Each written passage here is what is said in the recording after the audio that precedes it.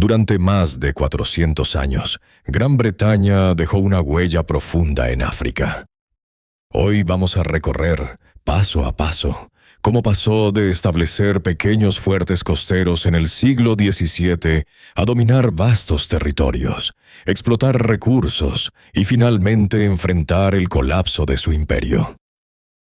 Muchos creen que el imperio británico llevó progreso, comercio y civilización al continente africano, y que su retirada fue ordenada y casi inevitable. Pero la historia completa es mucho más compleja y mucho más incómoda. Detrás de los discursos sobre libertad y desarrollo, hubo esclavitud masiva, guerras brutales, campos de concentración y fronteras que aún hoy alimentan conflictos. Para contarte esta historia, hemos revisado siglos de documentos, guerras, tratados y testimonios. Vamos a dividir este viaje en 5 fases: llegada, ambición imperial, resistencia africana, caída del imperio y su legado actual.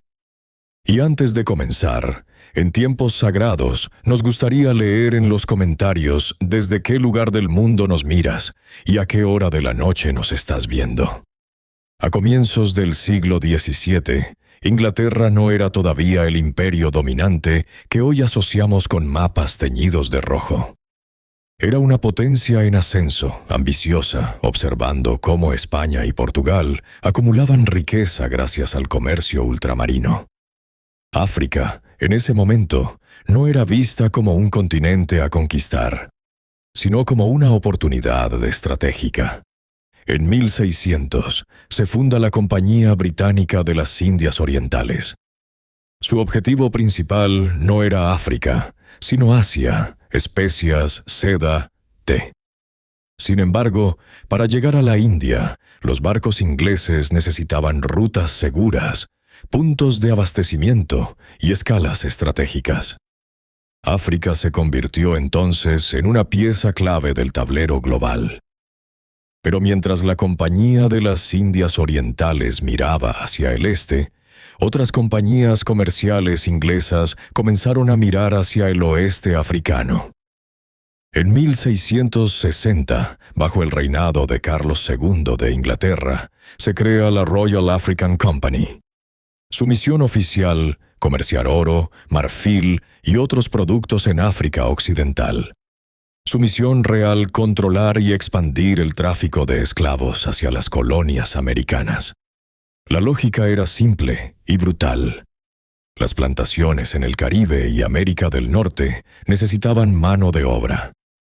Los pueblos africanos, atrapados en redes de guerra, captura y comercio forzado, se convirtieron en el producto más rentable del Atlántico. La Royal African Company obtuvo el monopolio inglés del comercio de esclavos durante décadas. Sus barcos transportaron a cientos de miles de africanos hacia una vida de esclavitud en las Américas. En este punto, Inglaterra todavía no gobernaba grandes territorios africanos. No necesitaba hacerlo. Le bastaba con controlar puntos estratégicos en la costa y negociar o imponer acuerdos con intermediarios locales. Y aquí es donde comienza el verdadero establecimiento británico en África. En la actual Ghana, conocida entonces como la Costa de Oro, los británicos construyeron y tomaron control de fortalezas que no eran simples edificios militares. Eran centros de comercio humano. El más emblemático fue el Cape Coast Castle, que pasó a manos británicas en el siglo XVII. Sus muros blancos frente al mar ocultaban mazmorras subterráneas donde miles de hombres, mujeres y niños eran retenidos antes de ser embarcados. Estos fuertes cumplían 3 funciones esenciales.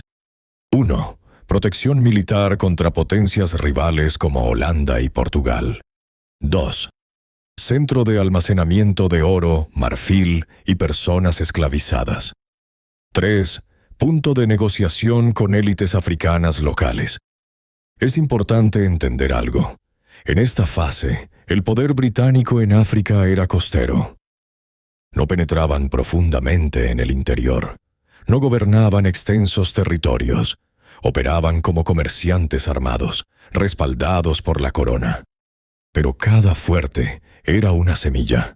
Cada contrato comercial era un vínculo. Cada envío de esclavos fortalecía la economía británica y aumentaba su capacidad naval. Londres comenzaba a entender que el Atlántico no era solo una ruta marítima, era un sistema económico integrado.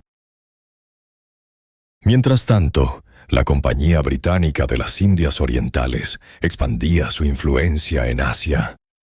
Pero sus barcos no podían llegar a la India sin rodear el Cabo de Buena Esperanza. El cabo, situado en el extremo sur de África, era uno de los puntos estratégicos más importantes del mundo. Aunque en el siglo XVII estaba dominado por los holandeses, los británicos comprendieron que África no solo era un mercado, era un corredor global. Las rutas africanas conectaban Inglaterra, África Occidental, el Caribe, América del Norte, India, el sudeste asiático. El comercio se convirtió en un sistema intercontinental. Las ganancias del comercio esclavista ayudaban a financiar la expansión naval. La expansión naval protegía las rutas hacia Asia. Las rutas asiáticas enriquecían a Inglaterra. La riqueza fortalecía al Estado. Era un círculo que comenzaba en la costa africana. Y aunque en 1700 el dominio territorial británico en África aún era limitado, su dependencia económica del continente era cada vez mayor. África ya no era un simple punto en el mapa, era un engranaje esencial del sistema imperial. Entre 1600 y 1700, Gran Bretaña no conquistó África en el sentido clásico.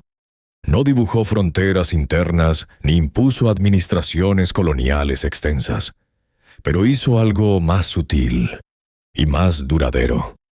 Creó infraestructura comercial, instaló enclaves fortificados, estableció monopolios, normalizó el tráfico humano como motor económico y, sobre todo, integró África en una red económica global que beneficiaba casi exclusivamente a Europa. Lo que comenzó como comercio se convertiría en dominación. Lo que comenzó como fuertes costeros se transformaría en colonias interiores. Lo que comenzó como contratos comerciales terminaría en guerras imperiales. Pero todavía no hemos visto lo peor. Porque en el siglo XVIII, ese sistema costero explotaría en escala. Las ciudades portuarias británicas se enriquecerían como nunca antes. Millones de africanos serían transportados al otro lado del océano. Y el comercio triangular convertiría el sufrimiento humano en el motor principal de la prosperidad británica. Y lo que ocurrió entre 1700 y 1807 no fue simplemente comercio. Fue una maquinaria perfectamente diseñada donde 3 continentes quedaron atrapados en un ciclo de riqueza y horror. Pero lo que vino después no fue solo más comercio. Fue el momento en que Gran Bretaña descubrió que podía convertir el sufrimiento humano en el motor más rentable del planeta. Y cuando esa máquina empezó a funcionar, movía tanto dinero que transformó ciudades enteras en Inglaterra. La pregunta es, ¿cómo se diseña un sistema donde 3 continentes dependen del mismo ciclo y millones de personas quedan atrapadas dentro? Entre 1700 y 1807, el Imperio Británico dejó de ser un participante más en el comercio atlántico y se convirtió en su pieza central. Lo que antes eran viajes aislados se transformó en un sistema organizado, repetido una y otra vez, hasta convertirse en la base de la riqueza británica. Ese sistema fue conocido como el comercio triangular. El nombre suena simple, casi técnico, pero detrás de esa palabra había un ciclo brutal que conectaba 3 continentes. Desde Inglaterra salían barcos cargados de telas, armas y productos manufacturados. Llegaban a África Occidental y cambiaban esas mercancías por personas capturadas. Luego cruzaban el Atlántico en el llamado Pasaje Medio y vendían a los africanos esclavizados en América.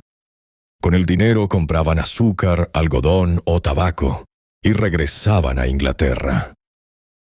El triángulo se cerraba y volvía a empezar. Ciudades como Liverpool y Bristol crecieron gracias a este sistema. Liverpool, que a finales del siglo XVII era un puerto pequeño, se transformó en pocas décadas en uno de los centros comerciales más activos del mundo. Sus muelles se ampliaron. Sus astilleros trabajaban sin descanso. Bancos y aseguradoras nacieron para financiar los viajes y cubrir los riesgos. Cada barco que salía representaba una inversión. Cada llegada exitosa significaba enormes ganancias. En el siglo XVIII, Liverpool llegó a controlar la mayor parte del comercio británico de esclavos. Miles de viajes salieron desde sus puertos. Familias enteras construyeron su fortuna con este negocio. Casas elegantes, edificios públicos, instituciones culturales, muchas de ellas se financiaron con dinero que provenía directamente del comercio humano. Lo mismo ocurrió en Bristol, aunque con menor escala.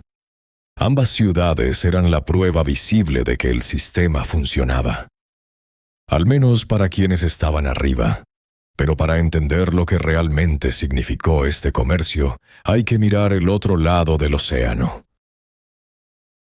Millones de africanos fueron capturados, vendidos y transportados a la fuerza hacia las Américas. No eran números, eran personas con nombres, historias, familias y culturas. Muchos eran tomados en guerras locales, otros secuestrados en redadas organizadas por traficantes que trabajaban con redes internacionales. Una vez vendidos a los europeos, eran llevados a los fuertes costeros, donde podían pasar semanas o meses encerrados antes de embarcar. El viaje a través del Atlántico era una pesadilla. Los barcos estaban diseñados para transportar la mayor cantidad posible de personas en el menor espacio. Los hombres eran encadenados, acostados uno junto al otro, casi sin poder moverse. El aire era escaso, las enfermedades se propagaban rápido, la deshidratación y el hambre eran comunes. Muchos morían antes de llegar a América. Sus cuerpos eran arrojados al mar. Este tramo del viaje era conocido como el Pasaje Medio y fue uno de los episodios más oscuros de la historia moderna. Se calcula que millones de africanos fueron transportados por británicos durante este período. Otros millones murieron antes de llegar a destino. La magnitud fue tan grande que transformó la demografía de regiones enteras en África y América. En el Caribe y en las colonias americanas, las personas esclavizadas eran vendidas en subastas públicas. Se convertían en propiedad legal, trabajaban en plantaciones de azúcar, algodón y tabaco bajo condiciones extremas. El azúcar, en especial, se convirtió en un producto clave. Era muy demandado en Europa, y su producción dependía casi totalmente del trabajo forzado.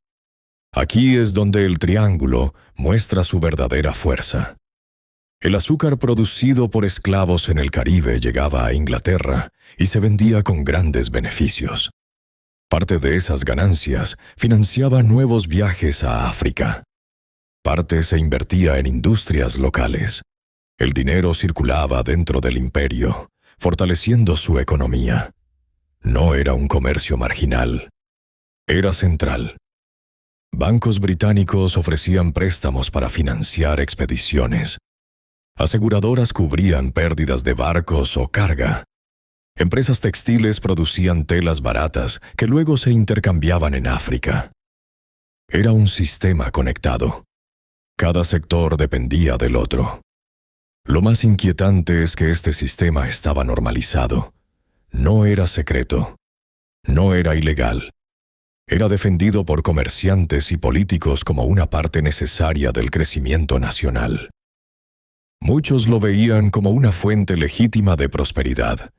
El sufrimiento quedaba lejos, al otro lado del océano. Lo que llegaba a Inglaterra eran productos y riqueza.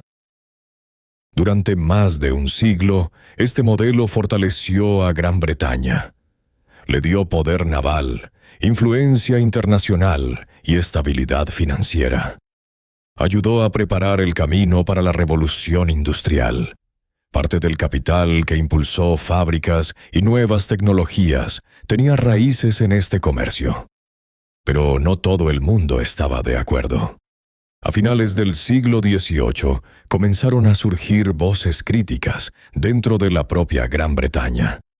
Grupos religiosos, activistas y algunos políticos empezaron a denunciar la brutalidad del sistema. Publicaron relatos de sobrevivientes. Mostraron dibujos de cómo eran acomodados los cuerpos en los barcos. Organizaron campañas para cambiar la ley. La presión fue creciendo. Y en 1807, el Parlamento británico aprobó la abolición del comercio de esclavos. No abolió la esclavitud en sí, pero sí prohibió que barcos británicos participaran en el tráfico transatlántico. Fue un giro histórico. La nación que había sido uno de los principales actores del sistema ahora lo declaraba ilegal. Pero aquí aparece una pregunta incómoda. ¿Fue un acto moral puro? ¿O fue también una decisión estratégica en un momento en que Gran Bretaña ya había acumulado suficiente riqueza y poder? Para cuando se aprobó la abolición, el imperio ya era fuerte. Su marina dominaba los mares. Sus ciudades portuarias ya habían crecido. Y lo más importante, el sistema ya había dejado una marca profunda en África y América.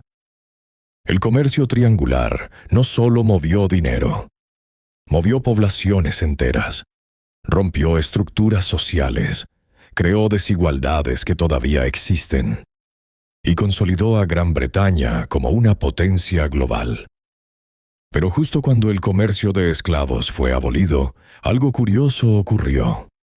Gran Bretaña empezó a presentarse ante el mundo como defensora de la libertad, como una nación moralmente avanzada, como una potencia que ahora quería acabar con la esclavitud en otros lugares. ¿Cómo pasó de ser uno de los mayores beneficiarios del sistema a proclamarse su enemigo? Porque en las décadas siguientes, el discurso británico cambió. Y ese nuevo discurso abriría la puerta a una expansión aún mayor en África. Lo que comenzó como comercio se transformaría en algo más ambicioso. Y lo que se presentó como una misión moral ocultaba nuevas formas de control. En 1807, el Parlamento británico aprobó la abolición del comercio de esclavos. Fue presentado como un triunfo moral, como una señal de que el país había cambiado. Durante más de un siglo, los barcos británicos habían transportado millones de africanos a las Américas. Ahora, oficialmente, eso terminaba. La noticia fue celebrada en iglesias y en plazas públicas. Políticos hablaron de humanidad y justicia. La Marina Real empezó a patrullar el Atlántico para detener barcos que siguieran participando en el tráfico. Gran Bretaña comenzó a construir una nueva imagen, la de una nación que luchaba contra la esclavitud. Pero mientras el comercio transatlántico era prohibido, algo más estaba ocurriendo. La esclavitud en las colonias británicas no fue abolida hasta 1833. Y cuando se abolió, los propietarios de esclavos recibieron compensaciones económicas del gobierno. Las personas esclavizadas no recibieron nada. Además, muchos fueron obligados a trabajar durante años bajo un sistema llamado aprendizaje, que en la práctica mantenía condiciones muy similares a la esclavitud. Aquí aparece la primera contradicción. Gran Bretaña hablaba de libertad, pero su economía ya se había fortalecido gracias a siglos de trabajo forzado. Ahora que el comercio de esclavos era menos rentable y políticamente incómodo, podía adoptar una postura moral. Al mismo tiempo, comenzó a mirar nuevamente hacia África, pero ya no con el discurso de comerciantes. Ahora el lenguaje era distinto. Se hablaba de progreso, de civilización, de llevar educación y religión cristiana a pueblos que, según la visión europea de la época, eran atrasados. Nació lo que muchos llamaron la misión civilizadora. La idea era simple en apariencia. Si el comercio de esclavos había sido un error, entonces la nueva relación con África debía basarse en valores morales. En lugar de vender personas, se debía evangelizar. En lugar de capturar, se debía educar. Pero esa misión tenía otra cara. Misioneros británicos comenzaron a viajar al interior de África. Fundaban iglesias, escuelas y pequeños asentamientos. Enseñaban el cristianismo y promovían cambios culturales. Muchos creían sinceramente que estaban ayudando. Algunos aprendieron lenguas locales y defendieron a comunidades frente a abusos. Pero su presencia también abrió caminos. Donde llegaba un misionero, pronto llegaba un explorador. Y donde llegaba un explorador, no tardaban en llegar comerciantes y soldados. Exploradores como David Livingstone se convirtieron en figuras famosas en Gran Bretaña. Livingstone era médico, misionero y viajero. Recorrió regiones del sur y centro de África que eran desconocidas para la mayoría de los europeos. Sus relatos fueron publicados en periódicos y libros que se vendían en grandes cantidades. En sus escritos describía paisajes impresionantes, ríos enormes y pueblos con culturas complejas. También denunciaba el comercio de esclavos practicado por traficantes árabes en África Oriental. Presentaba su misión como una lucha contra esa forma de esclavitud. Pero al mismo tiempo, sus viajes ayudaron a crear una imagen romántica de África. Un continente visto como misterioso, lleno de riquezas naturales y tierras por desarrollar. Una tierra que, según la visión europea, necesitaba guía. En Londres, la figura de Livingstone fue celebrada como un héroe. Representaba la idea de que Gran Bretaña no solo era poderosa, sino también moral. Ya no era el imperio del comercio de esclavos, sino el imperio que llevaba luz a la oscuridad. Sin embargo, esa narrativa ocultaba algo importante. Mientras los misioneros hablaban de fe y los exploradores dibujaban mapas, el gobierno británico analizaba rutas, recursos y posiciones estratégicas. El interior de África, que antes parecía lejano e inaccesible, empezaba a volverse más conocido. Y con el conocimiento vino el interés. Ríos como el Nilo y el Zambeze dejaron de ser solo nombres exóticos. Se convirtieron en posibles rutas comerciales. Las tierras fértiles no eran solo paisajes hermosos, eran oportunidades agrícolas. Las comunidades locales no eran solo pueblos por evangelizar. Eran poblaciones que podían ser integradas en sistemas económicos controlados por Europa. Aquí es donde la hipocresía se vuelve más clara. Gran Bretaña había abolido el comercio de esclavos y comenzaba a hablar de libertad, pero su presencia en África no disminuyó. Al contrario, se hizo más profunda. Ya no se trataba solo de fuertes costeros. Ahora, el interés era el interior. El discurso cambió, pero el objetivo de influencia y control siguió creciendo. Muchos británicos creían que estaban cumpliendo un deber moral, que expandir su cultura y su religión era una forma de ayudar. Pero esa idea partía de una visión de superioridad. Consideraba que las sociedades africanas necesitaban ser transformadas para parecerse a Europa. La misión civilizadora fue, en parte, una herramienta política. Permitía justificar la presencia británica en nuevas regiones. Permitía intervenir en conflictos locales bajo la bandera de la protección o la moralidad. Y preparaba el terreno para algo más grande. Entre 1807 y 1850, Gran Bretaña no lanzó todavía una conquista masiva del continente, pero sentó las bases, creó redes de información, estableció contactos, construyó una narrativa donde su expansión no era ambición sino responsabilidad. Y esa narrativa fue poderosa. Porque cuando un país convence a su propia población de que su expansión es un acto moral, el apoyo crece. La resistencia interna disminuye y las decisiones políticas se vuelven más fáciles de justificar. Al mismo tiempo, otras potencias europeas observaban. Francia, Alemania y Bélgica también miraban hacia África. También enviaban exploradores. También hablaban de civilización y progreso. La diferencia es que, en pocas décadas, esa competencia silenciosa se transformaría en una carrera abierta. Lo que comenzó como viajes individuales y misiones religiosas, pronto se convertiría en tratados, fronteras dibujadas en mapas y ejércitos marchando hacia el interior.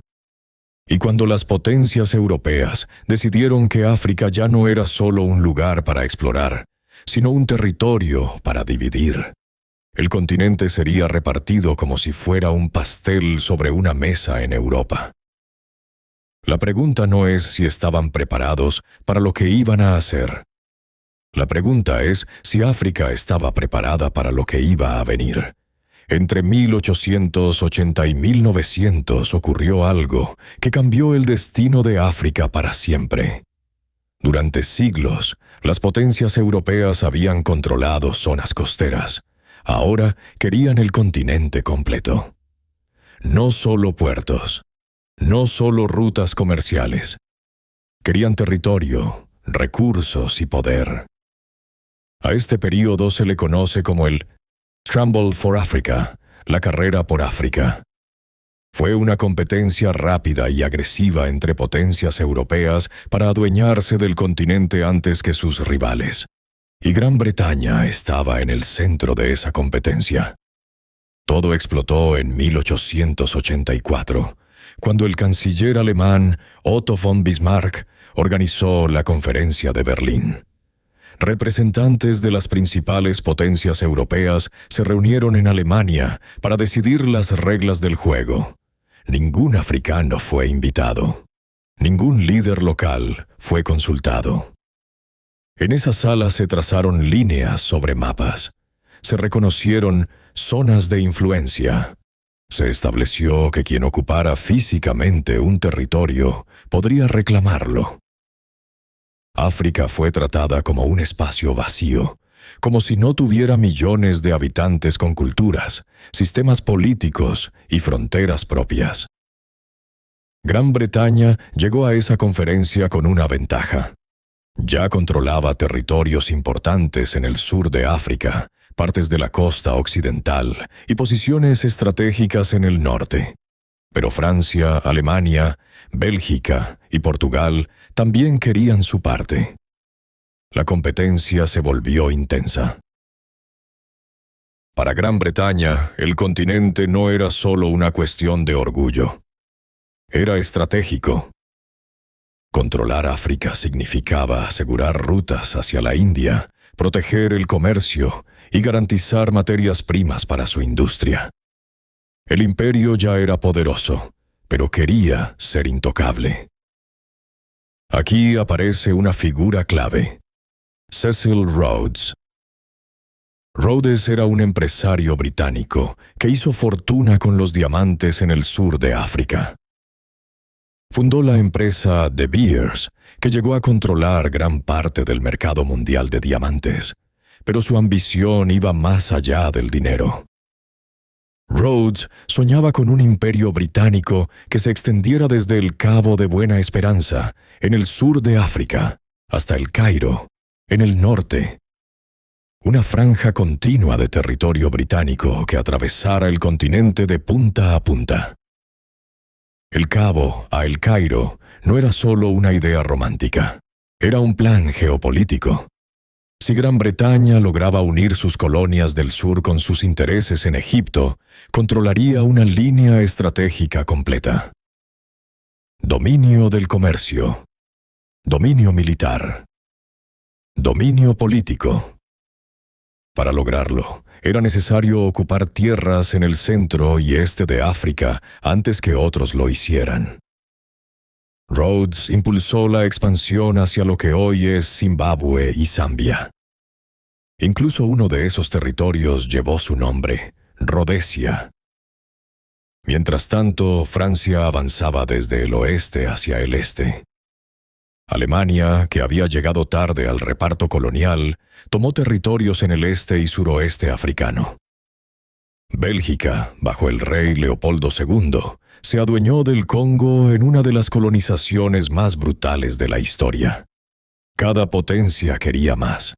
Más tierra, más recursos, más prestigio. El problema era que los planes chocaban.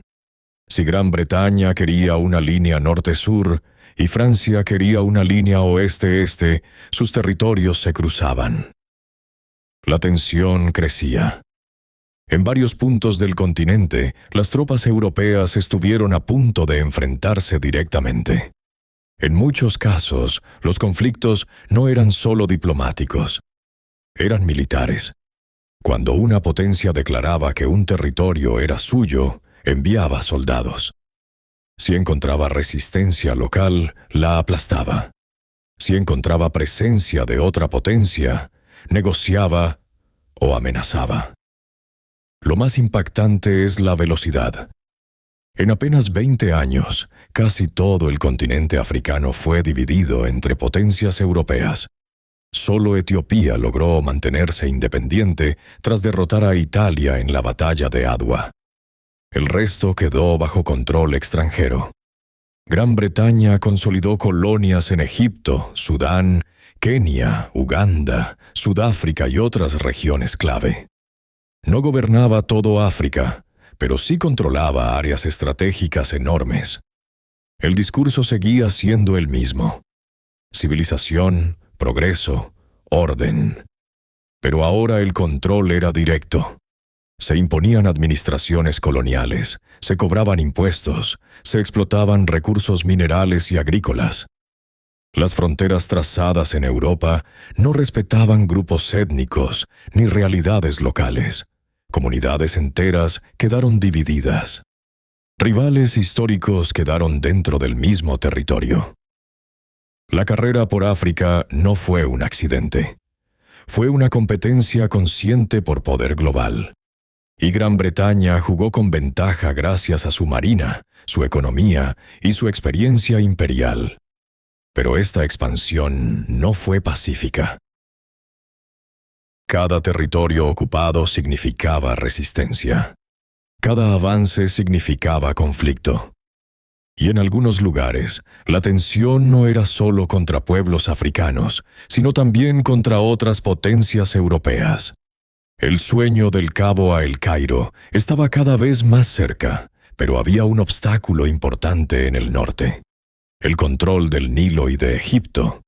Porque quien controlara el Nilo, controlaría el acceso al Mediterráneo y al Canal de Suez. Y quien controlara el Canal de Suez, controlaría la ruta más rápida hacia la India. Gran Bretaña no podía permitirse perder esa ventaja. Mientras las líneas se dibujaban en mapas y las banderas se clavaban en nuevas tierras, una región se volvió clave en el equilibrio del imperio. Egipto y Sudán no eran solo territorios más. Eran la puerta entre África y Asia. Eran el corazón de la estrategia imperial británica. Y cuando esa región empezó a inestabilizarse, Gran Bretaña no dudó en intervenir. Lo que parecía una carrera diplomática pronto se transformaría en campañas militares, batallas modernas y enfrentamientos con otras potencias al borde de la guerra. Porque el sueño de un imperio continuo desde el Caucase sur hasta el norte estaba a punto de enfrentarse a su prueba más dura. Y en el centro de todo estaba el río más famoso de África: el Nilo. En 1882, Gran Bretaña dio un paso que cambiaría el equilibrio del poder mundial. No fue una invasión presentada como conquista. Fue descrita como una intervención temporal. El argumento oficial era restaurar el orden en Egipto, que atravesaba una crisis política y financiera. Pero la razón real era mucho más clara: el Canal de Suez. El Canal de Suez era la ruta más corta entre Europa y la India. Antes de su construcción, los barcos debían rodear toda África. Con el canal, el viaje se reducía de forma drástica. Para el Imperio Británico, que dependía de la India como joya de la corona, perder el control de esa vía era impensable. Cuando estalló una revuelta nacionalista en Egipto, liderada por Ahmed Urabi, Londres actuó rápido. Bombardeó la ciudad de Alejandría y envió tropas. En pocas semanas, Egipto quedó bajo ocupación británica. Oficialmente seguía siendo parte del Imperio Otomano. En la práctica, era controlado por Gran Bretaña. El control del Canal de Suez significaba controlar la arteria principal del imperio. Era un punto estratégico que conectaba África, Asia y Europa, y protegerlo se volvió una prioridad absoluta. Pero Egipto no era suficiente. Más al sur estaba Sudán. Y allí surgió un movimiento que desafiaría directamente el poder británico. Un líder religioso llamado Muhammad Ahmad se proclamó el Mahdi, una figura mesiánica en el Islam. Miles de personas se unieron a su causa. En 1885, sus fuerzas derrotaron y mataron al general británico Charles Gordon en Jartum. Fue una humillación pública para Gran Bretaña. Durante años, Sudán quedó fuera del control británico, pero el imperio no olvidó. Recuperar el territorio se convirtió en una cuestión de orgullo y estrategia. Si el Nilo estaba en peligro, Egipto también lo estaba. En 1898, el general Horatio Kitchener lideró una campaña para reconquistar Sudán. Esta vez, el ejército británico no dependía solo de disciplina. Dependía de tecnología. La batalla decisiva ocurrió en Omdurmán. Las fuerzas del Mahdi, armadas en su mayoría con lanzas y armas antiguas, se enfrentaron a tropas británicas equipadas con rifles modernos y ametralladoras Maxim. Lo que ocurrió fue una masacre. Miles de combatientes sudaneses murieron en cuestión de horas. Las ametralladoras disparaban cientos de balas por minuto. Era guerra industrial contra guerra tradicional. La diferencia tecnológica fue brutal. Omdurmán no fue solo una victoria militar. Fue una demostración de poder. Mostró al mundo que el Imperio Británico no solo tenía ambición, sino armas capaces de destruir ejércitos enteros, con una eficiencia fría. Sudán fue incorporado como un territorio administrado por británicos y egipcios, aunque el control real estaba en manos de Londres. El Nilo quedó asegurado. Pero justo cuando parecía que todo estaba bajo control, surgió una nueva amenaza. No desde África, sino desde Europa. Francia también tenía ambiciones en el continente. Su plan era expandirse desde África Occidental hacia el este, cruzando el continente. Eso significaba que, en algún punto, sus tropas se cruzarían con las británicas. Ese punto fue Fashoda. En 1898, poco después de la victoria en Omdurmán, una expedición francesa llegó a Fashoda, una localidad estratégica en el Alto Nilo. Cuando Kitchener avanzó hacia allí, encontró la bandera francesa ondeando. Dos imperios cara a cara. La tensión fue extrema. En Europa, los periódicos hablaban de guerra. El orgullo nacional estaba en juego. Francia no quería retroceder. Gran Bretaña no podía permitir perder el control del Nilo. Durante semanas, el mundo estuvo al borde de un conflicto directo entre dos grandes potencias. Finalmente, Francia decidió retirarse. No estaba preparada para una guerra naval contra Gran Bretaña. El incidente de Fashoda terminó sin disparos entre europeos, pero dejó claro algo. África ya no era solo un territorio lejano. Era el escenario donde las potencias medían su fuerza. Con Egipto ocupado, Sudán reconquistado y Francia apartada, el sueño británico de controlar una línea continua hacia el norte estaba más cerca. El Nilo estaba bajo dominio imperial. El canal de Suez asegurado, la ruta a la India protegida. Pero mientras Londres celebraba victorias estratégicas, otra realidad se estaba desarrollando en el sur del continente. Allí no se enfrentaban solo a líderes religiosos o potencias europeas. Allí se enfrentaban a pueblos organizados, con ejércitos propios, dispuestos a resistir, porque el dominio británico en África no avanzaba sin oposición. Cada territorio conquistado dejaba heridas. Cada victoria militar generaba resentimiento. Y en el sur, dos conflictos estaban a punto de demostrar que el imperio no era invencible. Uno enfrentaría a soldados británicos contra guerreros zulúes que ya habían demostrado su capacidad de derrotar a ejércitos europeos. El otro enfrentaría al imperio contra colonos europeos que no querían someterse a Londres. Las guerras que vienen no serán simples campañas coloniales. Serán guerras largas, sangrientas y humillantes. Y por primera vez en esta historia, el imperio británico sentirá que puede perder. En 1879, el imperio británico estaba acostumbrado a ganar. Tenía la marina más poderosa del mundo. Tenía armas modernas. Tenía experiencia en campañas coloniales. Creía que ninguna fuerza africana podía enfrentarlo en campo abierto. Entonces llegó Isandl Bwana. El 22 de enero de 1879, en el sur de África, un ejército británico bien equipado acampaba cerca de una montaña llamada Isandl Bwana. Frente a ellos estaba el reino Zulú, una nación organizada, con una estructura militar disciplinada y miles de guerreros entrenados. Los británicos subestimaron al enemigo. Pensaban que su tecnología bastaba. Tenían rifles modernos, artillería y formación militar europea. Los zulúes tenían lanzas, escudos y tácticas propias. Pero también tenían número, velocidad y una estrategia clara.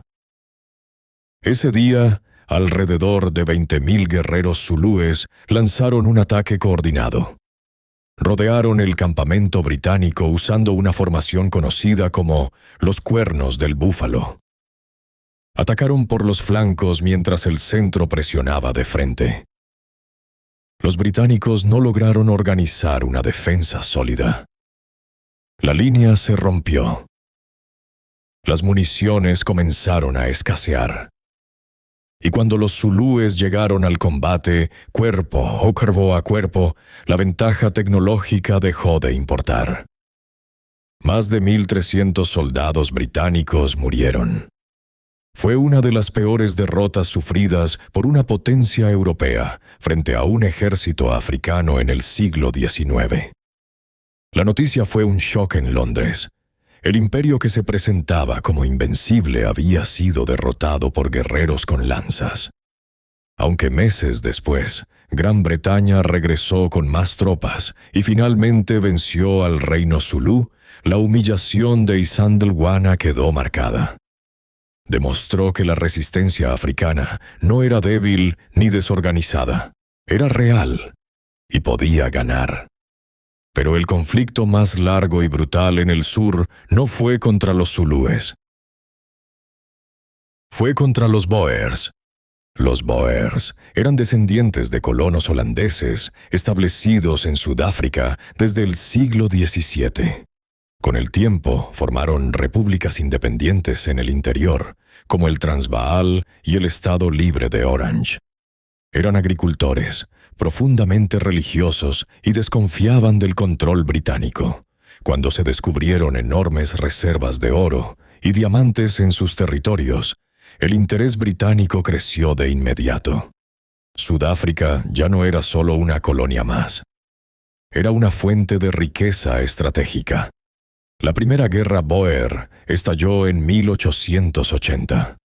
Fue breve y terminó con una victoria Boer. Gran Bretaña reconoció cierta autonomía a sus repúblicas, pero la tensión no desapareció. En 1899 comenzó la Segunda Guerra Boer. Esta vez, el conflicto sería total. Al principio, los Boers sorprendieron a las fuerzas británicas. Usaban tácticas de guerrilla, se movían rápido y conocían el terreno. Sitios prolongados y emboscadas pusieron en problemas al ejército imperial. Pero Gran Bretaña tenía más recursos, más hombres, más dinero. Para romper la resistencia, el imperio cambió de estrategia. Si no podía vencer rápidamente en el campo de batalla, atacaría la base social de los Boers. Comenzaron a destruir granjas, quemar cultivos y matar ganado. El objetivo era dejar sin apoyo a los combatientes Boers que luchaban en el campo. Luego vino la decisión más oscura. Las autoridades británicas empezaron a concentrar a mujeres y niños Boers en campamentos cerrados. Oficialmente eran campos de refugiados. En la práctica, eran los primeros campos de concentración modernos. Las condiciones eran terribles. Falta de alimentos, agua contaminada, enfermedades como el sarampión y la fiebre tifoidea se propagaban con rapidez. Las tiendas estaban hacinadas, la higiene era mínima. Miles murieron. Se estima que alrededor de 28,000 mujeres y niños Boers fallecieron en esos campos. Y no fueron los únicos. También se crearon campos para africanos negros que habían sido desplazados por la guerra. Sus condiciones eran incluso peores, y durante mucho tiempo su sufrimiento fue ignorado en los relatos oficiales. La cifra total de muertos en los campos entre Boers y africanos supera las 28,000 personas. Eran civiles, no combatientes. El escándalo fue grande incluso dentro de Gran Bretaña. Una activista llamada Emily Hobhouse denunció públicamente las condiciones de los campamentos. Sus informes provocaron indignación y obligaron al gobierno a mejorar parcialmente la situación. Pero el daño ya estaba hecho. La guerra terminó en 1902 con la victoria británica. Las repúblicas Boers fueron incorporadas al imperio. Años después se formaría la Unión Sudafricana bajo dominio británico. El imperio ganó, pero a un precio alto. Las guerras contra los zulúes y los Boers demostraron algo importante. El dominio británico en África no era limpio ni rápido. Requería violencia extrema. Requería aplastar resistencias organizadas. Requería medidas que incluso en Europa comenzaban a generar críticas. Y Sandlwana mostró que el imperio podía ser derrotado. Los campos de concentración mostraron hasta dónde estaba dispuesto a llegar para ganar. Y mientras el sur ardía en guerra, en otras partes de África también había resistencia. No solo contra Gran Bretaña, sino contra otras potencias europeas que avanzaban con la misma ambición. Pero muchas de esas historias casi no aparecen en los libros occidentales. En África Oriental, un movimiento espiritual logró unir a miles contra el dominio extranjero. En África Occidental, un líder construyó un estado fuerte para frenar la expansión europea. En el suroeste, un pueblo entero fue llevado al borde del exterminio. Y en Etiopía, un emperador logró lo que casi nadie más consiguió: derrotar a una potencia europea en una batalla decisiva. La pregunta es esta: si el Imperio Británico era tan poderoso, ¿por qué hubo tantos pueblos dispuestos a arriesgarlo todo para enfrentarlo? Porque la resistencia africana no fue un episodio aislado, fue constante. Y muchas de esas historias están a punto de salir a la luz. Entre 1890 y 1920, mientras Europa se repartía África en mapas y conferencias, el continente no permanecía en silencio. Hubo resistencia. Hubo guerra. Hubo líderes que entendieron que lo que estaba en juego no era solo territorio, sino el futuro de sus pueblos. Muchas de estas historias casi no aparecen en los relatos tradicionales del imperio, pero existieron y fueron decisivas. En África Occidental, uno de los mayores desafíos para la expansión europea fue Samori Touré. Nació en lo que hoy es Guinea y logró construir un estado fuerte y organizado en el interior del continente. No era un líder improvisado. Creó un ejército disciplinado, estableció rutas comerciales y desarrolló una administración sólida. Cuando los franceses intentaron expandirse hacia el interior, se encontraron con resistencia real. Samori no aceptó tratados que redujeran su autoridad. Durante años, luchó contra el avance colonial usando tácticas móviles. Cuando perdía una ciudad, se retiraba, reorganizaba fuerzas y contraatacaba. Resistió casi 2 décadas frente a un ejército moderno. Finalmente fue capturado en 1898 y exiliado. Su imperio cayó, pero su resistencia demostró que el dominio europeo no fue un paseo sencillo. Cada kilómetro ganado fue disputado. En África Oriental alemana, en lo que hoy es Tanzania, ocurrió algo diferente pero igual de poderoso. Entre 1905 y 1907 estalló la rebelión Maji Maji. Fue una revuelta contra el dominio alemán, que había impuesto trabajo forzado y exigencias duras a las comunidades locales.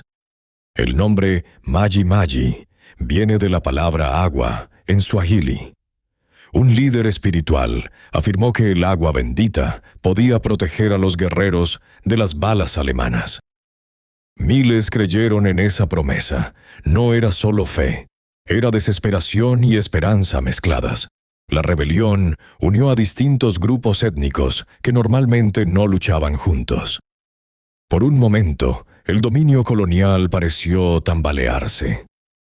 Pero la respuesta alemana fue brutal. Usaron tácticas de tierra quemada.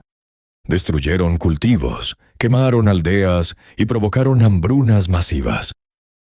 Se estima que murieron entre 200.000 y 300.000 personas, muchas por hambre.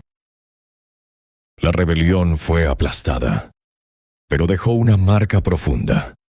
Mostró que la resistencia podía unir a pueblos distintos frente a un enemigo común. En el suroeste africano, bajo dominio alemán, ocurrió uno de los episodios más oscuros del colonialismo.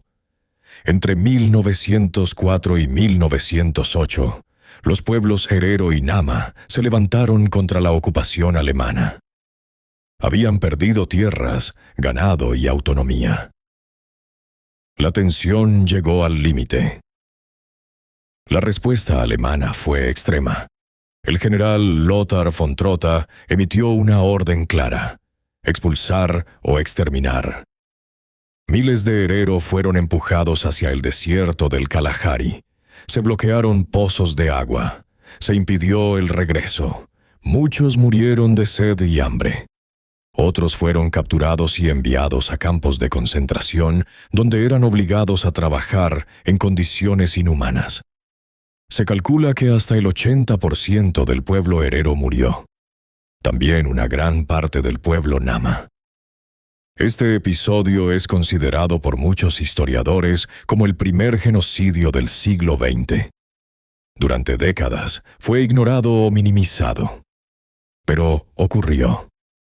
Y fue parte del mismo sistema colonial que se expandía por el continente. Mientras en algunas regiones el dominio europeo parecía absoluto, en el este de África hubo una excepción notable. Etiopía, bajo el liderazgo del emperador Menelik II, logró algo que casi nadie más consiguió. Italia, una potencia europea joven y ambiciosa, intentó convertir Etiopía en colonia. Firmó un tratado con Menelik que, según la versión italiana, convertía al país en un protectorado. Pero la versión en amárico del tratado no decía lo mismo. Menelik rechazó la interpretación italiana. Cuando Italia decidió imponer su versión por la fuerza, Etiopía se preparó para la guerra.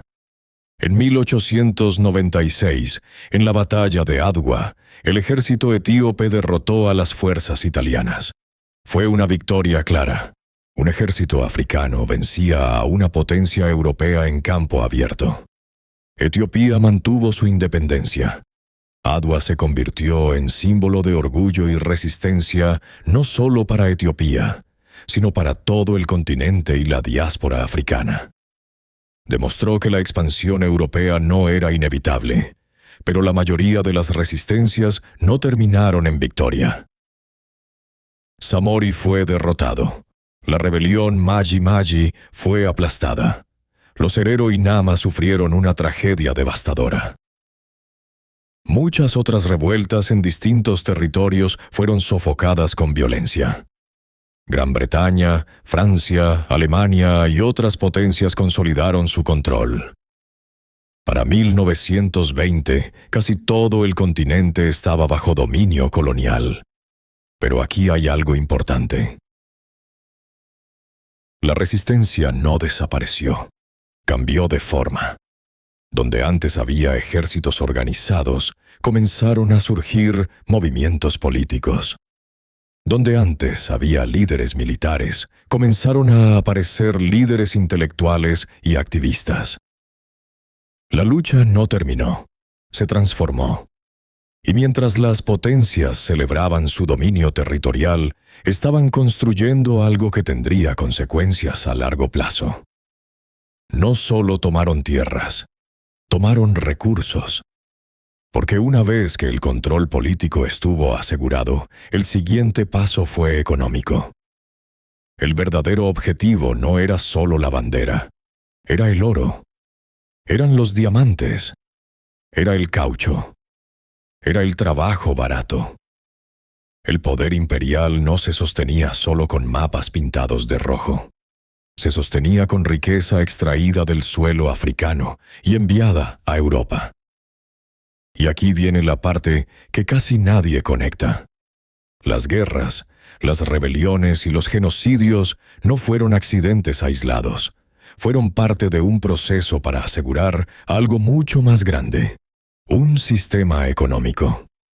Uno donde el continente no solo era gobernado, era explotado de manera sistemática. Después de aplastar la resistencia y asegurar el territorio, ¿qué crees que hicieron con todo lo que había debajo de esa tierra? Porque lo que vino después no fue solo administración colonial, fue una fiebre de extracción.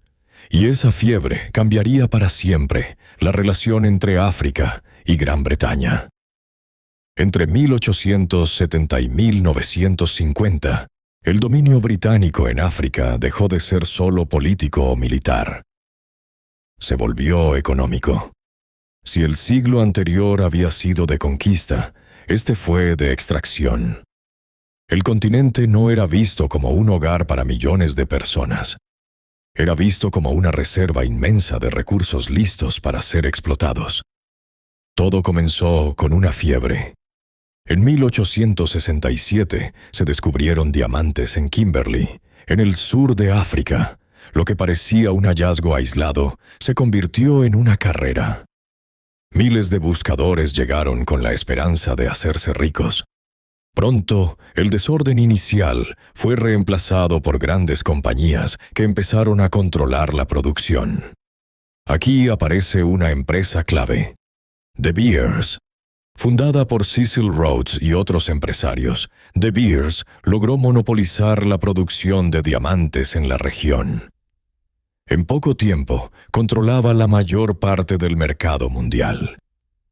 No solo extraía piedras preciosas, controlaba su distribución, su precio y su narrativa.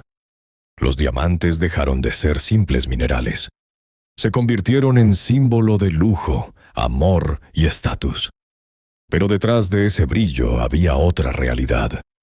Las minas de Kimberley no eran lugares románticos. Eran espacios de trabajo duro, peligroso y controlado. Miles de trabajadores africanos eran obligados a vivir en recintos cerrados, bajo vigilancia estricta, para evitar el robo de diamantes. Estos recintos funcionaban casi como prisiones. Los trabajadores no podían salir libremente. Sus movimientos estaban controlados. El modelo de Kimberley no fue una excepción. Fue un patrón. Poco después del descubrimiento de diamantes, se halló oro en el Transvaal. El oro transformó aún más la economía del sur de África.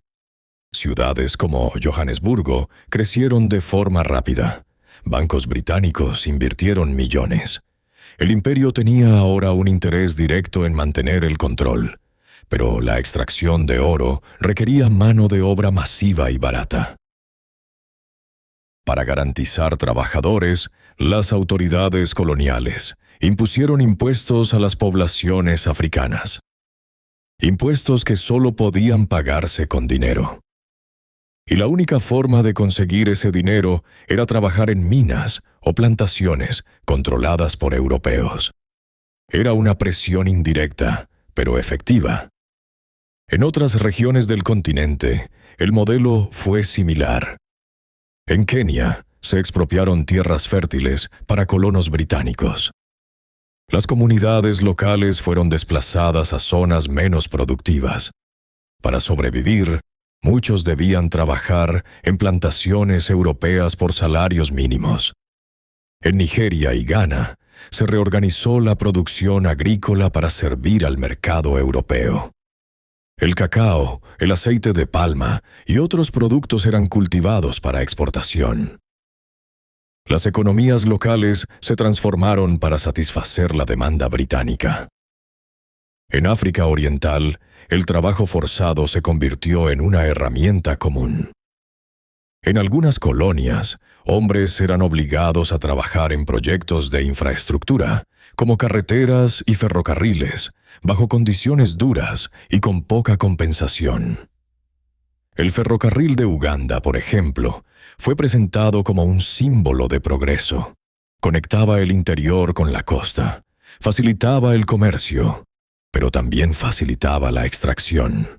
Permitía transportar materias primas hacia puertos desde donde eran enviadas a Europa.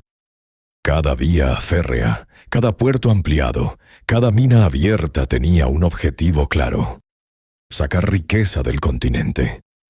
Y esa riqueza no regresaba en la misma proporción.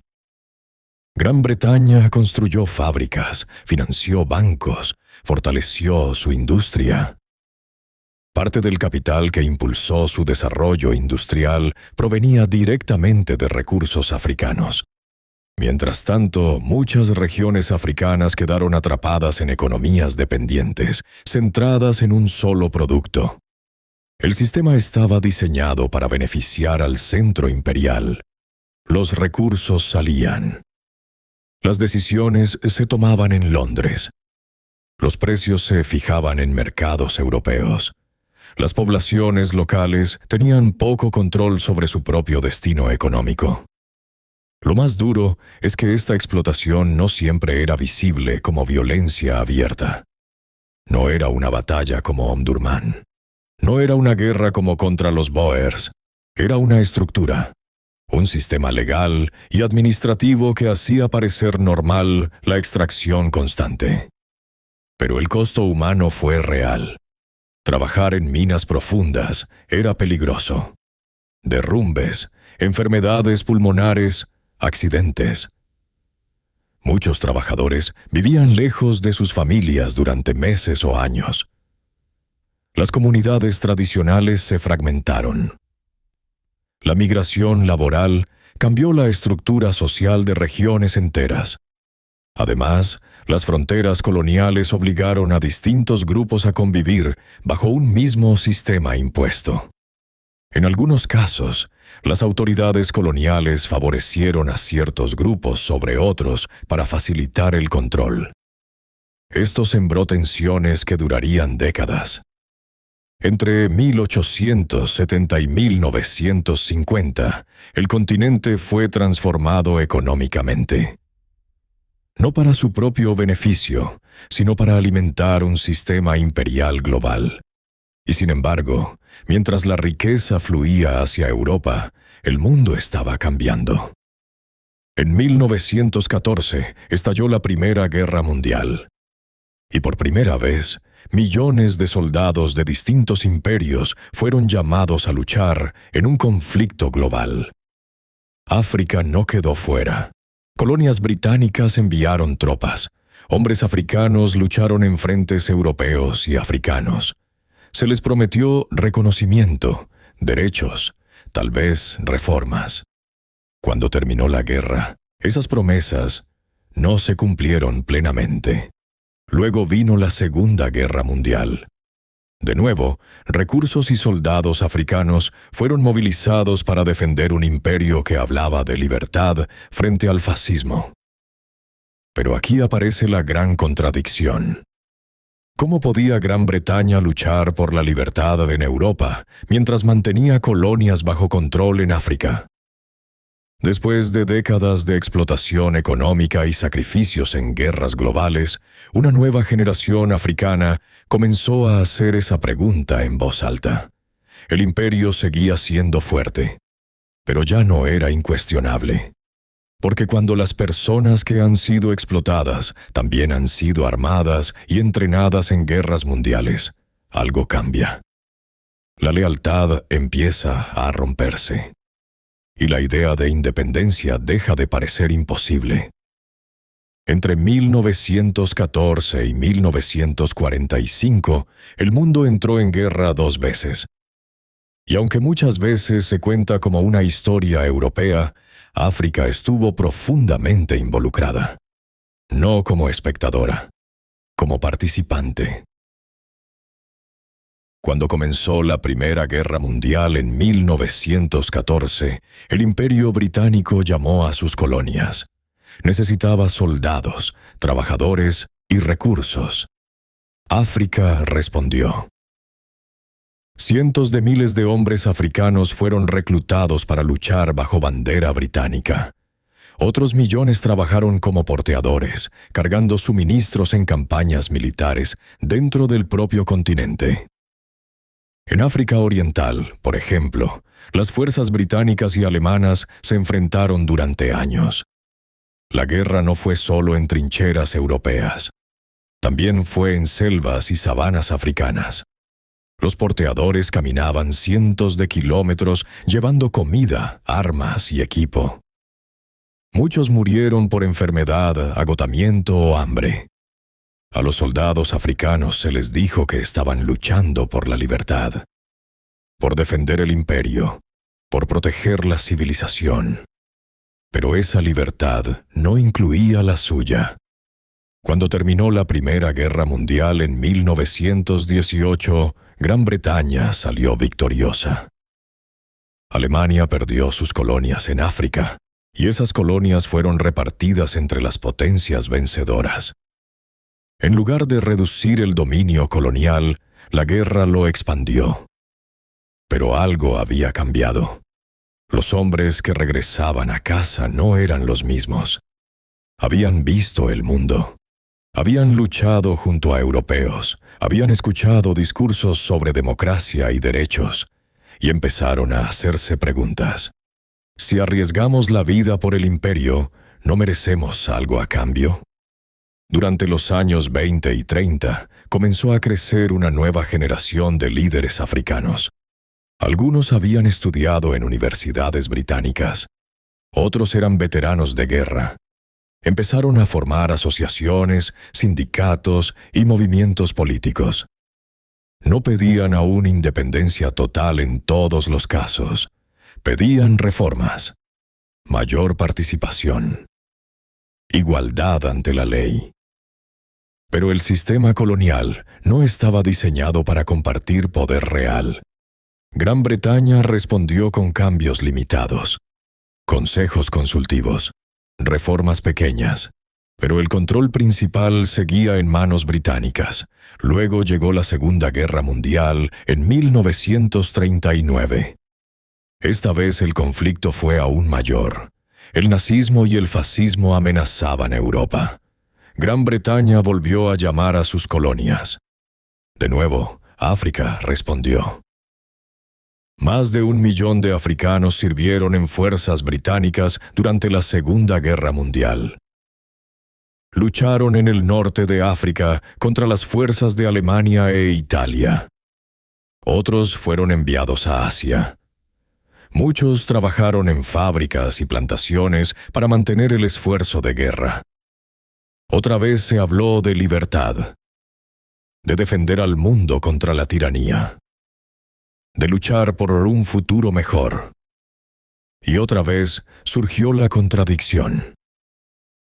¿Cómo podía Gran Bretaña luchar contra la ocupación alemana en Europa mientras mantenía ocupación en África? Esa pregunta empezó a hacerse más fuerte. En 1941, el primer ministro Winston Churchill firmó junto al presidente estadounidense Franklin D. Roosevelt la Carta del Atlántico. En ella se hablaba del derecho de los pueblos a elegir su propio gobierno. El documento no mencionaba explícitamente a las colonias africanas, pero muchos líderes africanos lo leyeron con atención.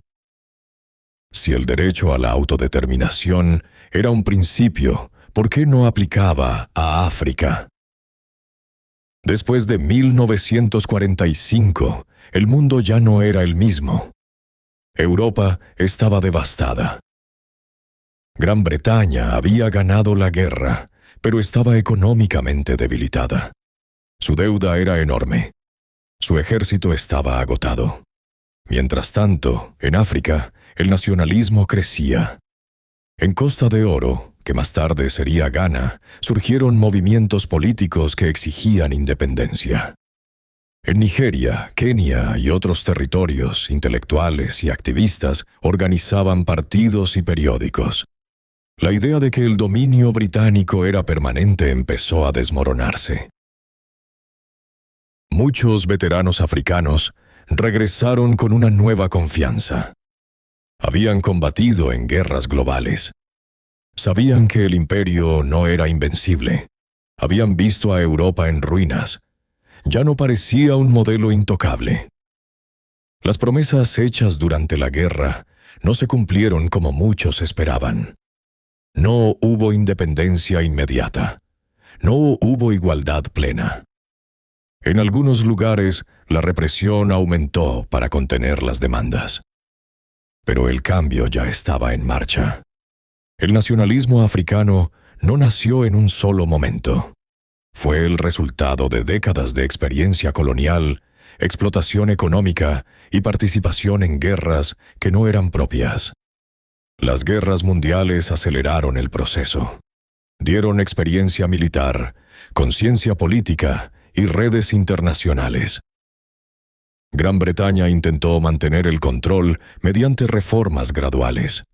Pero cada año que pasaba era más difícil justificar el dominio colonial ante una población que había derramado sangre en nombre del imperio. Además, el contexto global había cambiado. Estados Unidos y la Unión Soviética emergieron como superpotencias después de 1945. Ambos criticaban, de distintas formas, el colonialismo europeo. La presión internacional aumentaba. El Imperio Británico seguía siendo grande en el mapa, pero estaba perdiendo fuerza desde adentro y desde afuera. Y entonces ocurrió algo simbólico. En 1947, India, la joya del imperio, obtuvo su independencia. Si la colonia más importante podía irse, ¿qué impedía que las africanas siguieran el mismo camino? Esa pregunta empezó a resonar en todo el continente. Lo que durante décadas parecía imposible ahora parecía cercano. Pero la independencia no llegaría de manera uniforme ni pacífica en todos los casos. En algunos lugares habría negociación. En otros, violencia. Porque el imperio no desaparece simplemente por voluntad. Se resiste. Y cuando intenta mantenerse mientras el mundo cambia, la tensión se vuelve inevitable. La pregunta ya no era si África se independizaría. La pregunta era, ¿cuándo? ¿Y a qué costo? Porque después de 2 guerras mundiales y décadas de promesas rotas, el viento estaba cambiando. Y esta vez, soplaba con fuerza. Después de la Segunda Guerra Mundial, el Imperio Británico ya no era el mismo. Había ganado la guerra, pero estaba agotado. Su economía estaba debilitada. Sus ciudades habían sido bombardeadas. Y lo más importante, el mundo había cambiado. En 1947 ocurrió algo que sacudió todo el sistema imperial. India, la colonia más valiosa de Gran Bretaña, obtuvo su independencia. Durante décadas había sido llamada la joya de la corona. Si India podía liberarse, entonces nada era intocable. En África, los líderes nacionalistas observaron con atención. La independencia india no fue perfecta. Hubo división y violencia con la creación de Pakistán. Pero el mensaje era claro. El imperio podía romperse.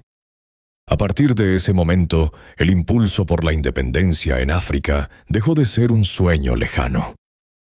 Se convirtió en un objetivo real. En la Costa de Oro, en África Occidental, un hombre llamado Kwame Nkrumah comenzó a movilizar a la población. Educado en el extranjero y profundamente influenciado por ideas de libertad y autodeterminación, Nkrumah organizó campañas políticas masivas.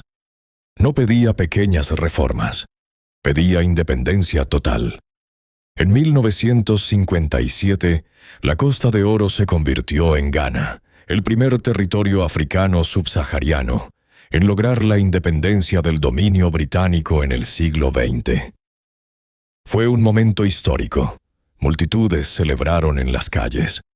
Nkrumah declaró que la independencia de Ghana no tenía sentido a menos que fuera el comienzo de la liberación de todo el continente. Y lo fue. Después de Ghana, otros territorios comenzaron a avanzar. Nigeria, Sierra Leona, Tanzania. En pocos años, el mapa africano empezó a cambiar. Las banderas británicas fueron reemplazadas por nuevas banderas nacionales. Pero la descolonización no fue igual en todas partes.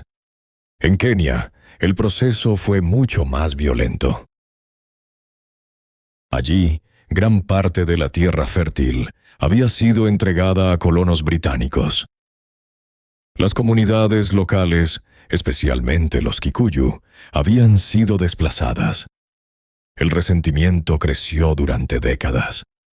En los años 50, un movimiento conocido como Mau Mau comenzó una campaña armada contra el dominio colonial.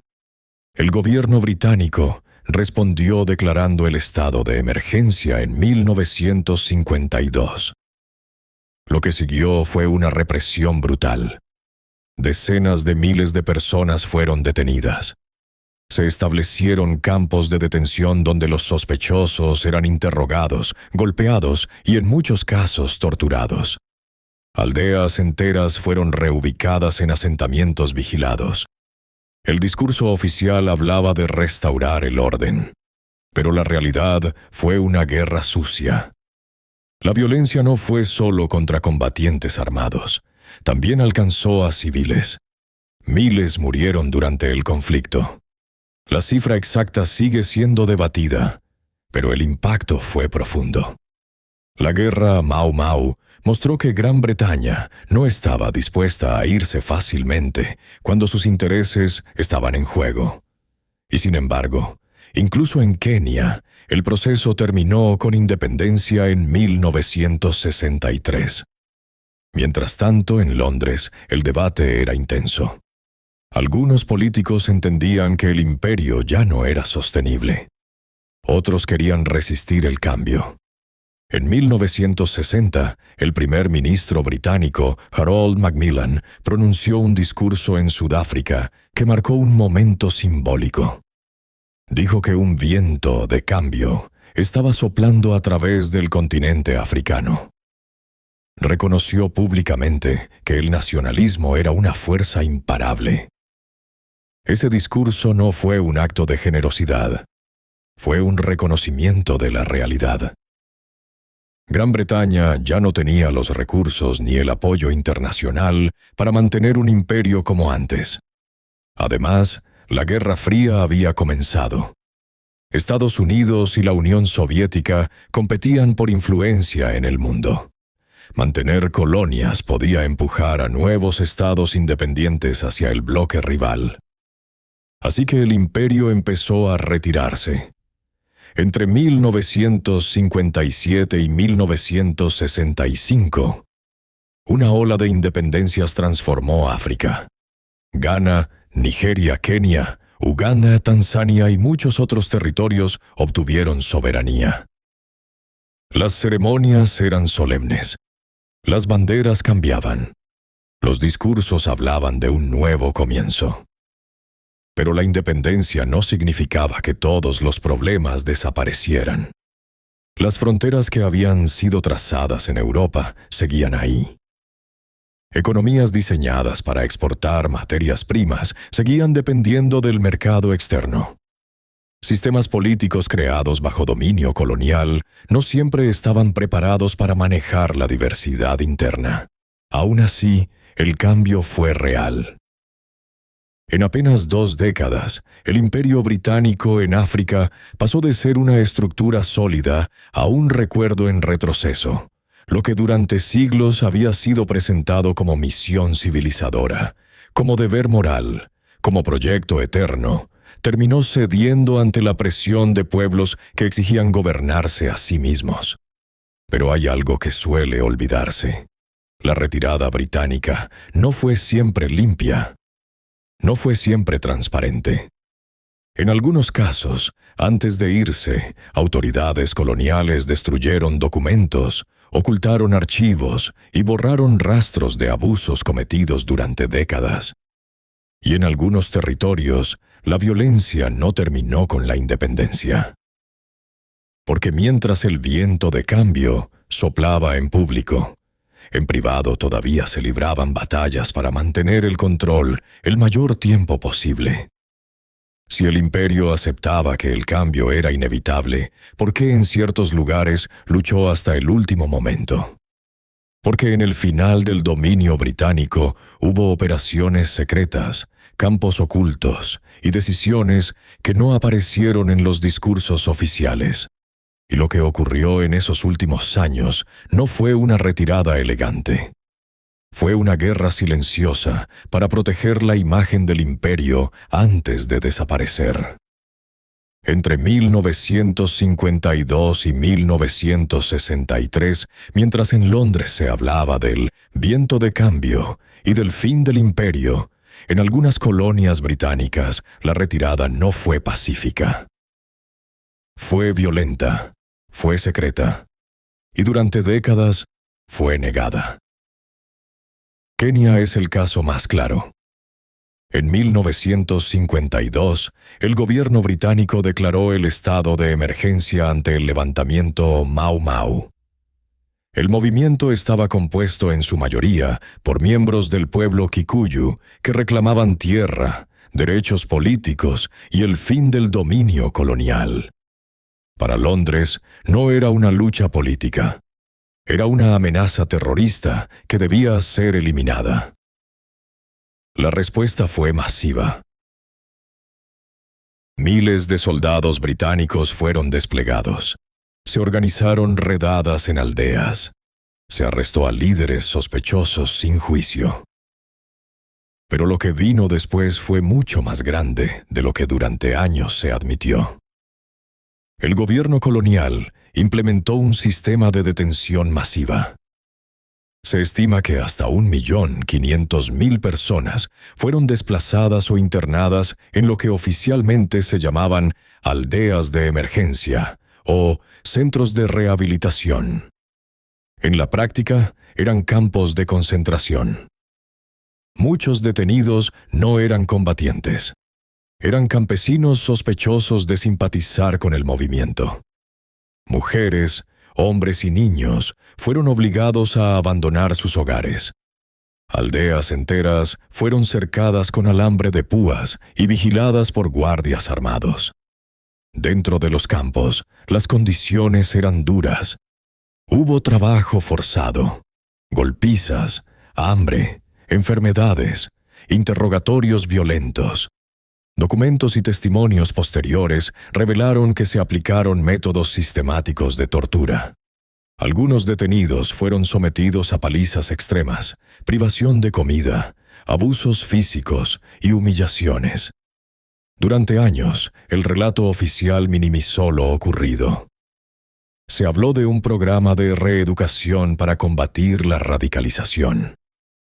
Pero los archivos que salieron a la luz décadas después mostraron algo distinto. Hubo una estructura organizada para romper la resistencia a cualquier costo.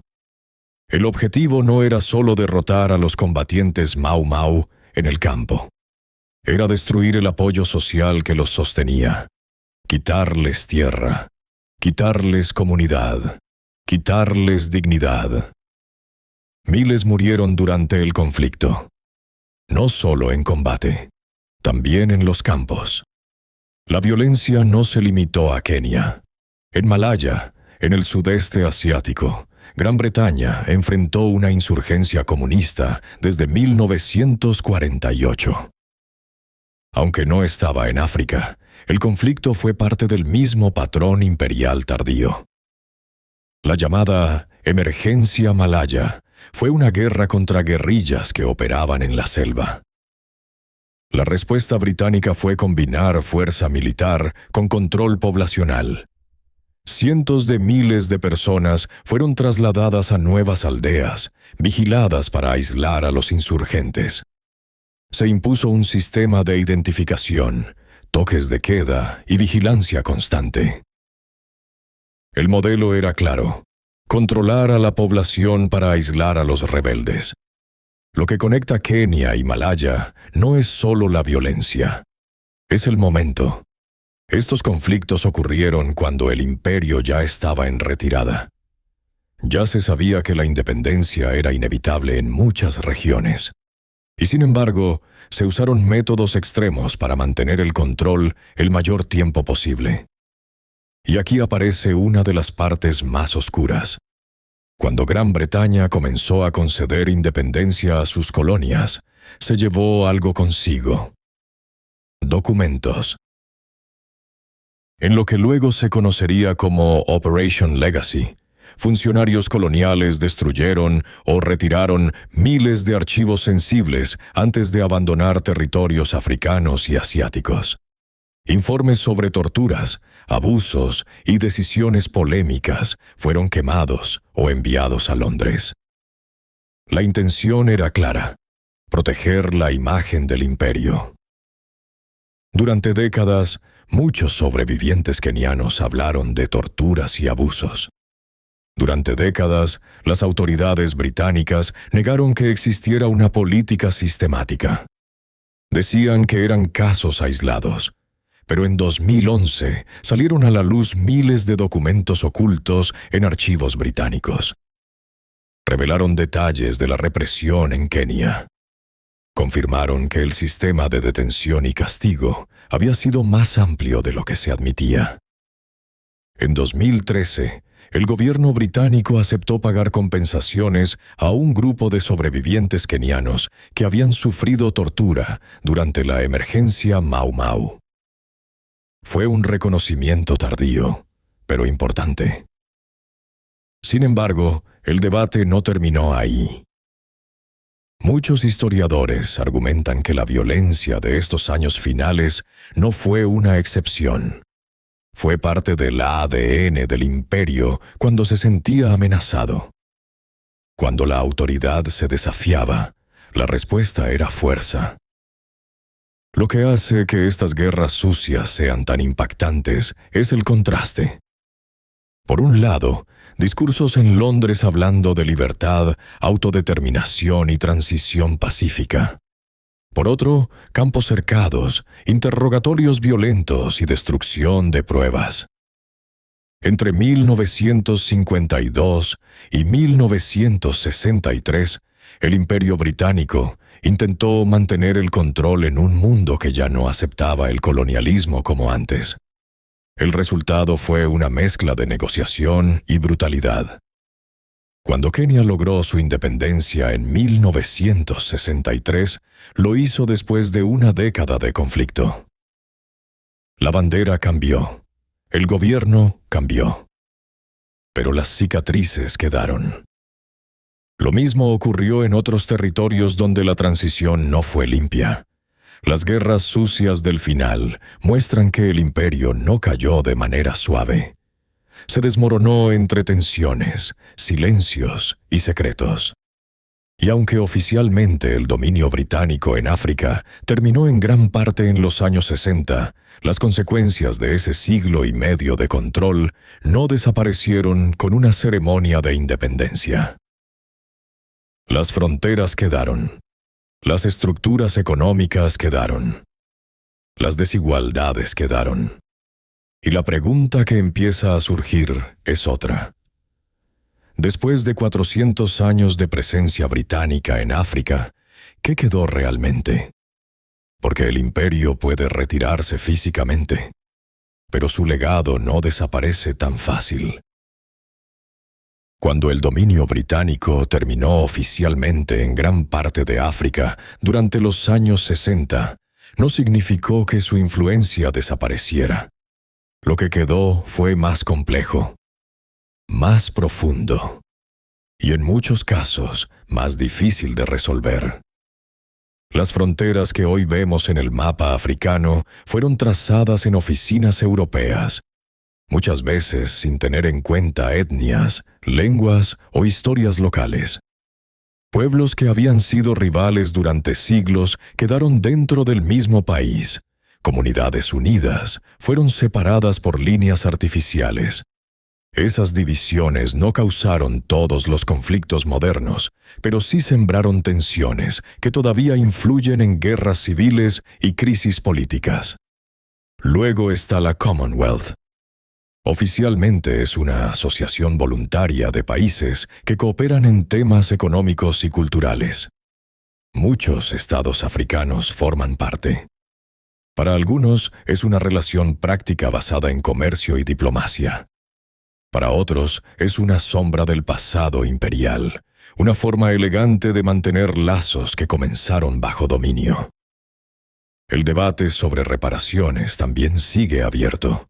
Activistas y académicos preguntan si Gran Bretaña debería compensar de alguna forma a las naciones que fueron explotadas. No solo por la esclavitud, sino por la extracción de recursos y el impacto económico de décadas de control colonial.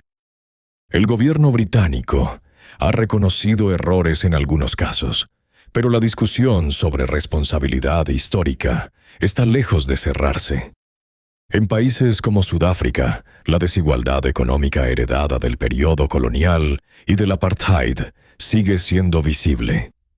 En Zimbabue, La distribución de tierras sigue siendo un tema sensible que conecta directamente con la historia colonial.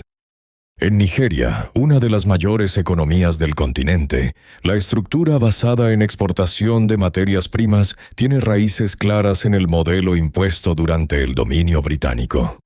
La gran pregunta es esta: ¿qué le debe Gran Bretaña a África? ¿Reconocimiento? ¿Reparaciones económicas? ¿Cooperación más justa? ¿O simplemente una memoria honesta? El imperio terminó, pero su legado sigue vivo en sistemas políticos, economías dependientes, idiomas oficiales y estructuras legales. África de hoy no puede entenderse sin esos 400 años. Y Gran Bretaña tampoco. Antes de cerrar, en tiempos sagrados de verdad, nos encanta leerlos. Cuéntanos en los comentarios desde qué país nos estás viendo. Y si llegaste hasta el final, ¿a qué hora terminaste este viaje de 400 años? Queremos saber quién estuvo aquí hasta el último minuto. Gracias por acompañarnos en esta historia completa del Imperio Británico en África. Si este video te ayudó a entender mejor el pasado y el presente, suscríbete, activa la campana y comparte este contenido para que más personas conozcan esta parte de la historia que muchas veces no se cuenta completa. Nos vemos en el próximo episodio.